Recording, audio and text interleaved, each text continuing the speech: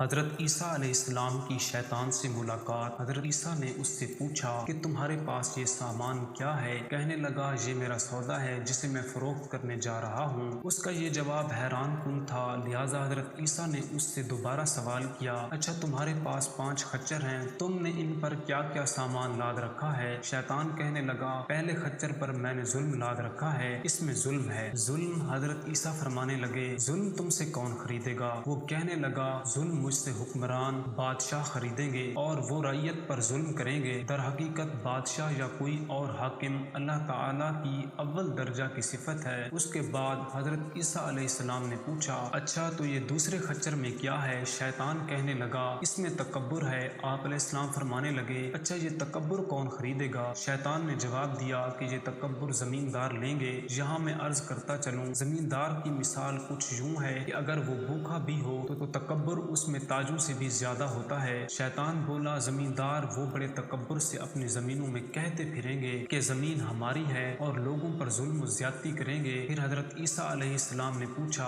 اچھا یہ بتاؤ تیسرے خچر میں کیا ہے؟ وہ کہنے لگا، اس میں سراغ، دھوکہ، خیانت، چکر بازی ہے۔ آپ علیہ السلام نے پوچھا، یہ تم سے کون لے گا؟ ملعون شیطان بولا، یہ میں تاجروں کو دوں گا، دنیا کے جتنے تاجر ہیں میں ان کو خیانت بیچوں گا۔ اس کے بعد آپ علیہ السلام چوتھے خچر کی جانب متوجہ ہوئے اور فرمایا، اس پر تم نے کیا لاد رکھا ہے؟ شیطان کہنے لگا، اس میں حسد اور کینہ ہے۔ آپ علیہ السلام نے پوچھا کہ یہ تم کسے فروخت کرو گے؟ شیطان بولا، میں علماء کرام کو دوں گا، دنیا کے جتنے علماء کرام ہیں ان کو فروخت کروں گا۔ وہ ایک دوسرے سے حسد کریں گے، ایک دوسرے کی عزت اچھالیں گے، ایک دوسرے کو نیچا دکھائیں گے اور خود کو بڑا ثابت کریں گے۔ اس کے بعد آپ علیہ السلام نے 5ویں اور آخری خچر کے بارے میں سوال کیا، اچھا تم اب یہ بتا دو کہ اس خچر میں کیا ہے؟ شیطان کہنے لگا، اس میں چکر ہے جو میں عورتوں کو دوں گا۔ یہاں عورتوں سے مراد نیک خواتین نہیں بلکہ بد چلن اور مکار عورتیں ہیں جو اپنی باتوں اور حرکات سے لوگوں میں فتنہ اور فساد پیدا کریں گی۔